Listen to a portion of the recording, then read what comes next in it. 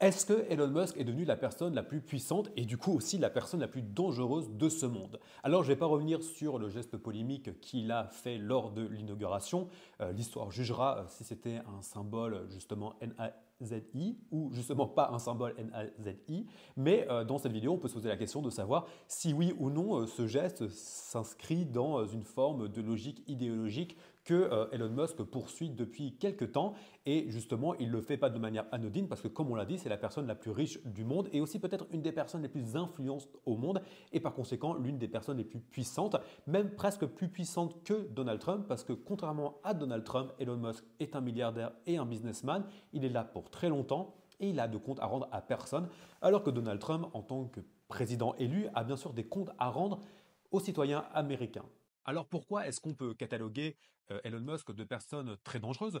Et je pense à titre personnel pour plusieurs raisons. La première raison, c'est qu'il a un pouvoir, comme on l'a dit, pratiquement absolu, des ressources financières pratiquement absolues. Il a pour l'instant l'oreille du président des États-Unis, qui mine de rien est quand même une des personnes les plus puissantes du monde, avec une industrie militaire, économique et technologique l'une des plus puissantes du monde. Surtout que Donald Trump a annoncé hier qu'il allait injecter plus de 500 milliards dans les technologies d'intelligence artificielle, ce qui, à mon sens, d'ailleurs, est une très bonne idée. Je pense que c'est quelque chose d'essentiel pour les États-Unis. J'aurais bien aimé qu'en Europe, on ait aussi une logique un peu d'intelligence artificielle, mais on va pas se mentir, les Américains sont bien plus en avance sur nous à ce niveau-là, et nous, on est quand même vachement en retard en Europe. Et par conséquent, Elon Musk s'inscrit dans cet entourage assez puissant, assez influent sur le reste du monde. Mais là où le bas blesse, c'est que j'ai l'impression, et c'est mon analyse personnelle, que Elon Musk a pris goût au pouvoir. Il a pris aussi goût à être ce qu'on appelle un faiseur de roi, parce qu'il est important de préciser que Elon Musk est la personne qui, dans l'histoire des États-Unis, a le plus donné à un candidat à la présidence.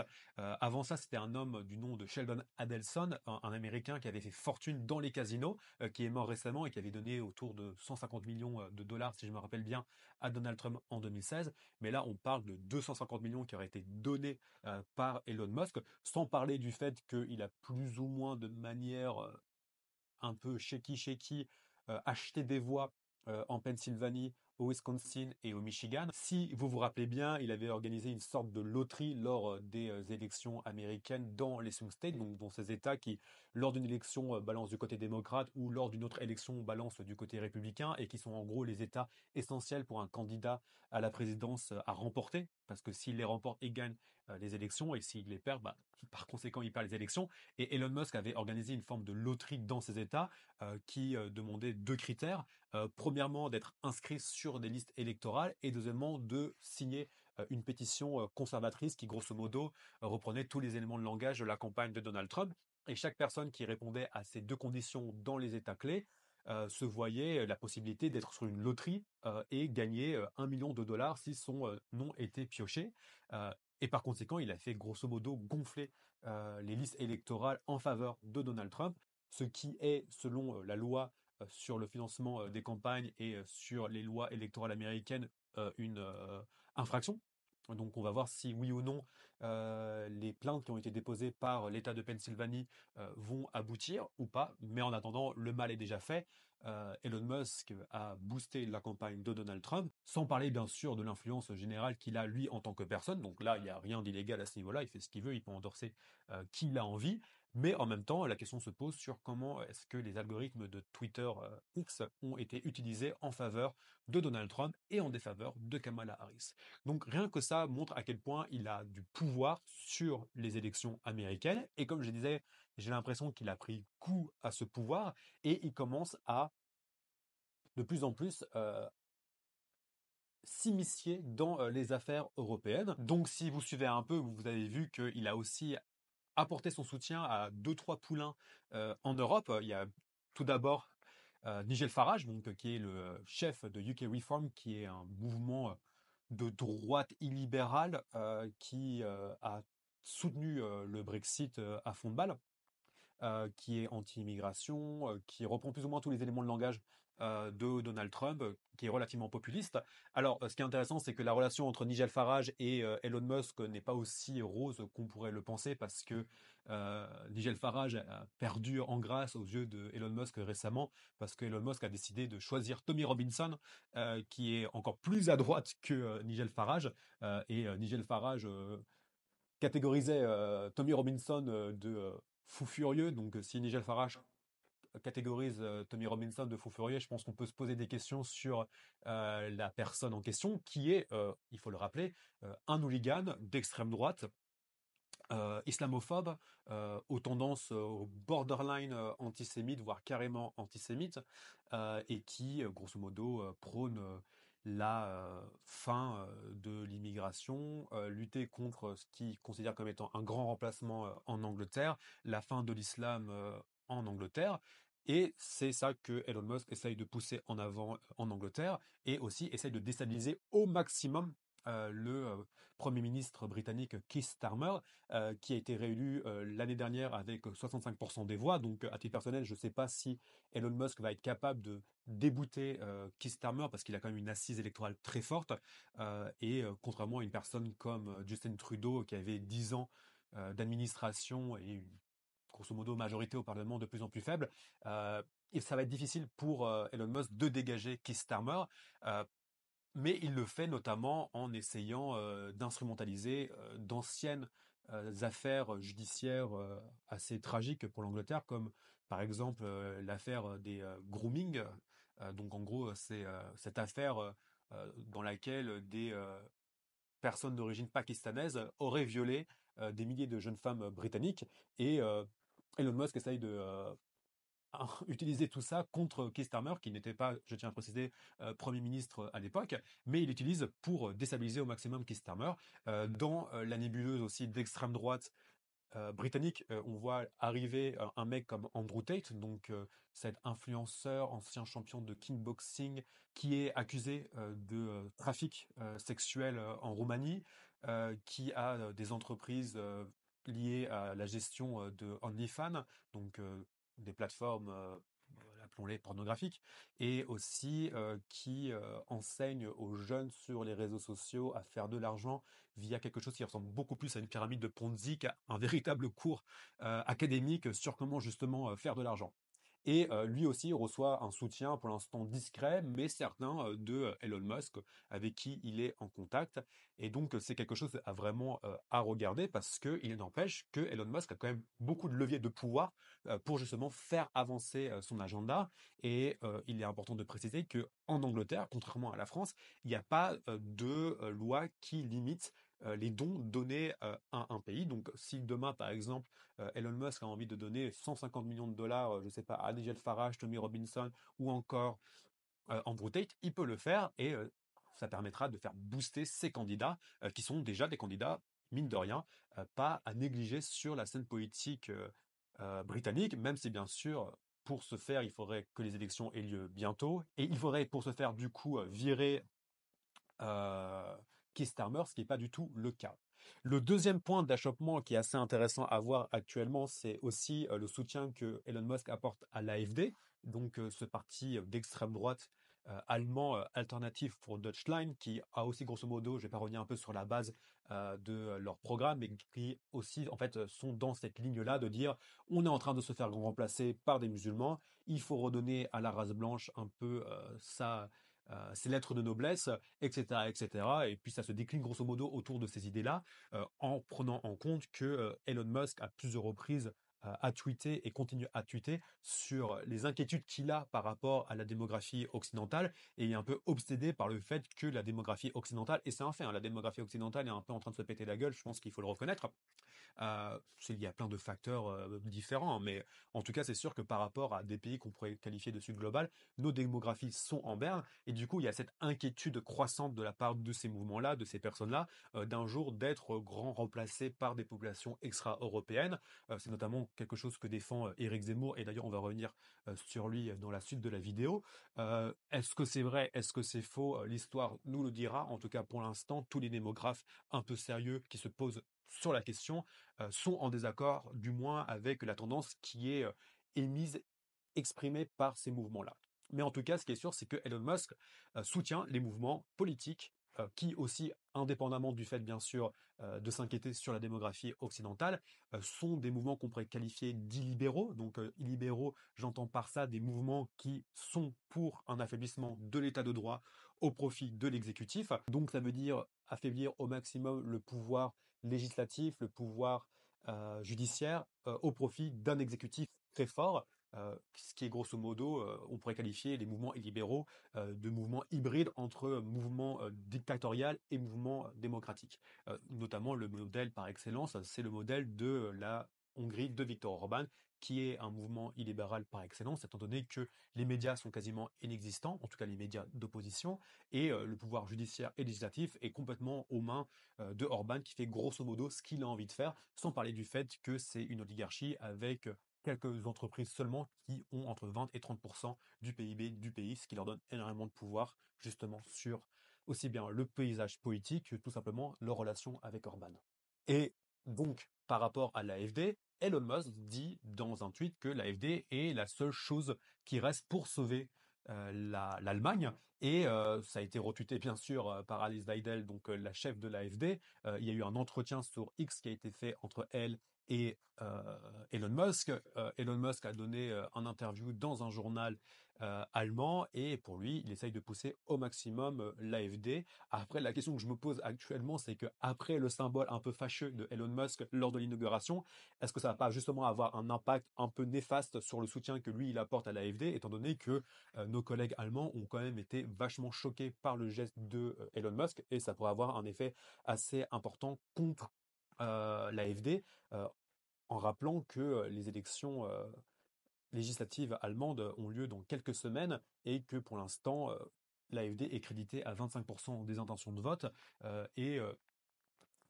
mais ça reste quand même le CDU de Merz qui est quand même en chef de file pour gagner ces élections. Donc en gros, il n'a pas encore gagné, il n'a pas encore réussi à faire élire l'AfD. Mais maintenant, ça nous pose une autre question, c'est quel soutien Elon Musk pourrait apporter à des mouvements français, comme, je sais pas, le Rassemblement national et ou Reconquête de Zemmour, en partant du principe que je serais étonné qu'il apporte son soutien à LFI. Donc à ce niveau-là, je pense que spoiler alert, LFI va pas toucher de cachet de la part de Elon Musk. Et en fait, ce qui est intéressant, c'est que dans la relation qui existe entre Trump et Marine Le Pen, Marine Le Pen et Elon Musk, la relation est quand même relativement compliquée parce que, en fait, de manière assez paradoxale, la politique de dédiabolisation du RN n'a pas forcément fonctionné aux yeux de l'alt-right américain. Et pour l'instant, il n'y a pas vraiment de contact particulier entre Elon Musk et Marine Le Pen. Et je lisais un article très intéressant dans Le Monde qui montrait justement que Le Pen et les cadres du RN étaient très méfiants de milliardaires comme Elon Musk et ont plus une attitude de wait and see leur relation et comment ça va évoluer, plutôt que vraiment une volonté proactive de rentrer en contact avec Elon Musk. À l'inverse, on a Zemmour, le parti Reconquête, qui s'est quand même pris, on va pas se mentir, la marée et la tasse lors des élections européennes, qui eux essayent un peu de faire du pied à Elon Musk. On a vu Éric Zemmour et sa compagne et collègue politique CNAFO lors de l'inauguration de Donald Trump. La question qui se pose, c'est est-ce qu'ils ont été invités par Donald Trump? C'est une grande question qui peut se poser, hein, parce que Louis Sarkozy, donc le fils de Nicolas Sarkozy, qui avait été aussi invité à l'inauguration de Donald Trump, racontait que lui, il a simplement eu l'occasion d'y aller parce qu'il connaissait un sénateur de la Louisiane qui avait une invitation en plus, nanani, nanana. Donc c'est peut-être que pour ça qu'ils sont là-bas. On n'a pas vu pour l'instant de soutien particulier de Elon Musk à Zemmour, mais il pourrait le faire étant donné que Zemmour s'inscrit complètement dans cette logique, grosso modo, de peur du grand remplacement, peur du génocide blanc, etc., etc. Donc on pourrait le voir arriver. Et tout ça en fait fait que, à mon sens, Elon Musk est une personne qui est de plus en plus nuisante pour la société européenne. Il a même utilisé récemment le slogan Make Europe Great Again, en rappel de Make America Great Again. Donc il y a une volonté de la part de Elon Musk de s'immiscer en tout cas dans les affaires politiques européennes. Maintenant, la question qui va se poser, est-ce qu'il le fait vraiment par idéologie politique ou est-ce qu'il le fait par idéologie économique ou par intérêt économique? Il ne faut pas oublier qu'il a des immenses usines Tesla en Allemagne. Et aussi, il se plaignait dans son podcast, et d'ailleurs c'est très intéressant, se plaignait dans son podcast du fait que l'Allemagne ait coupé les valves du gaz russe et par conséquent que le gaz russe qui était moins cher n'est plus utilisé et par conséquent le prix de l'énergie a explosé notamment en Allemagne, ce qui n'arrangeait pas Elon Musk étant donné qu'il a quand même ses usines Tesla là-bas. Mais d'un autre côté, on a Donald Trump qui, lui, n'a pas du tout envie que l'Europe achète du gaz russe et au contraire a envie que l'Europe achète du gaz américain qui est un peu plus cher. Et d'ailleurs, moi, à titre personnel, je pense que c'est très valide et c'est un très bon point de la part de Donald Trump de forcer les Occidentaux à acheter du gaz américain. Pas que je suis un grand fan des États-Unis, mais la Russie est un ennemi héréditaire de la construction européenne. La Russie veut détruire l'Europe, la Russie veut détruire nos démocraties. Donc c'est logique que nous, on arrête d'acheter du gaz russe, étant donné qu'on ne va pas financer la machine qui a envie de nous massacrer. À titre personnel, je trouve ça relativement normal. Et la présidente de la Commission européenne, Ursula von der Leyen, a dit récemment qu'on était descendu grosso modo à seulement 25% de nos énergies qui viennent de Russie, ce qui est encore une fois beaucoup trop. Mais tout ça pour dire que est-ce que la relation Elon Musk-Donald Trump ne va pas avoir de conflit d'intérêts, étant donné que Elon Musk a intérêt à avoir une bonne relation avec la Chine pour son usine Tesla à Shanghai et en même temps du gaz pas trop cher pour son usine Tesla en Allemagne. Et à l'inverse, la présidence Trump a envie de vendre que du gaz américain aux Européens et mettre des droits de douane de zinzin sur la Chine. Donc ça, c'est encore de la spéculation politique. On verra très très bien ce que ça va donner dans le futur. Mais c'est intéressant de voir quand même, on n'est même pas à jour plus 1, jour plus 2 de l'inauguration de Donald Trump. On peut déjà voir des tendances en sous-bassement de tensions entre Elon Musk et Donald Trump et aussi entre Elon Musk et le VP de Donald Trump, J.D. Vance, parce que j'ai pas l'impression. Je lisais un article récemment, encore dans Le Monde, désolé, qui disait justement qu'il y avait quand même des tensions en bisbille tranquillement qui arrivaient gentiment entre J.D. Vance, qui n'est pas très fan de se voir voler la vedette par Elon Musk. Il ne faut pas négliger les égos, parce que les guerres d'égos sont quand même ce qui dirige le monde et la politique quand même depuis quelques années, voire quelques centaines d'années. Donc il ne faut pas négliger à quel point les égos peuvent mettre à mal les intérêts communs, même s'ils ont des intérêts communs. Mais voilà, tout ça pour dire qu'on est face à une personne qui a d'un côté énormément de pouvoir sur le président américain de par ce qu'il a apporté à Donald Trump, à savoir potentiellement une victoire. L'histoire nous dira si Elon Musk a été décisif pour la victoire de Donald Trump, mais il est important de préciser que la victoire de Donald Trump, même si elle a été massive, elle s'est jouée à quelques dizaines de milliers de voix dans les swing states. Je n'ai pas envie de dire de bêtises, mais je pense que c'était entre 30 et 40 000 voix pour le Wisconsin et le Michigan et 80 000, 100 000 voix pour la Pennsylvanie. Donc ce n'est pas non plus un écart extraordinaire. Et du coup, Elon Musk a très certainement joué un rôle assez important dans la victoire de Trump, ce qui lui donne beaucoup de pouvoir. Deuxièmement, il semblerait que Elon Musk ait pris goût au pouvoir et envie de commencer à s'immiscer petit à petit dans nos politiques européennes en faisant passer un agenda qui est à l'encontre des valeurs défendues justement par l'Union européenne, à savoir des valeurs de politique libérale, d'état de droit et de défense aussi bien la liberté d'expression, parce que je tiens à préciser, la liberté d'expression selon Musk, c'est tout le monde a le droit de dire ce qu'on a envie de dire. Par contre, tout ce que tu dis qui va à l'encontre de ce que j'ai envie d'entendre va être étouffé par des tonnes et des tonnes et des tonnes de fake news et de désinformation. Donc la vérité n'a pas vraiment d'importance quand la vérité est étouffée par le mensonge. Mais tout ça pour dire que Elon Musk s'oppose en tout cas au projet européen de la manière dont nous on le perçoit, à savoir de politique libérale contre justement des politiques illibérales. Et enfin, tout ça nous mène justement à une collusion assez intéressante d'un point de vue historique et assez paniquante d'un point de vue tout simplement pragmatique, de deux hommes très riches, de deux hommes très puissants, qui, au moment où l'Europe fait face à une crise existentielle avec une guerre sur sa frontière Est et des crises intérieures, deux hommes qui, au lieu d'essayer de sauver, aider, en tout cas apporter du soutien à l'Europe, qui, rappelons-le, est comme le premier marché américain, il ne faut pas l'oublier, au contraire, s'unit aussi bien d'un point de vue économique, politique et idéologique, contre l'Europe qui a été construite depuis la fin de la Seconde Guerre mondiale, à un moment où d'ailleurs on fêtait les 62 ans de la réconciliation franco-allemande. Et maintenant, la question qui va se poser, c'est est-ce que l'Europe va pouvoir être capable de s'unir aussi bien idéologiquement, politiquement et militairement pour faire face d'un côté à la Russie de Vladimir Poutine et de l'autre à l'Amérique de Elon Musk et Donald Trump. J'espère que cette vidéo vous a plu. Si elle vous a plu, je vous invite à mettre un like, vous abonner et on se retrouve bientôt pour de prochaines vidéos. Et j'en profite pour faire un peu un disclaimer. Je suis désolé si je n'ai pas fait beaucoup de vidéos ces dernières semaines. J'étais en Syrie pendant 2-3 semaines pour des reportages. Et d'ailleurs, si vous voulez me poser des questions, je vous invite vraiment à poser des questions en commentaire ou sur ma page Instagram que je vais mettre dans la bio pour que vous puissiez me poser des questions. Parce que je comptais faire un petit FAQ prochainement sur mon voyage en Syrie, ce que j'ai vu, mes ressentis et aussi parler de la situation politique, religieuse et militaire dans cette région.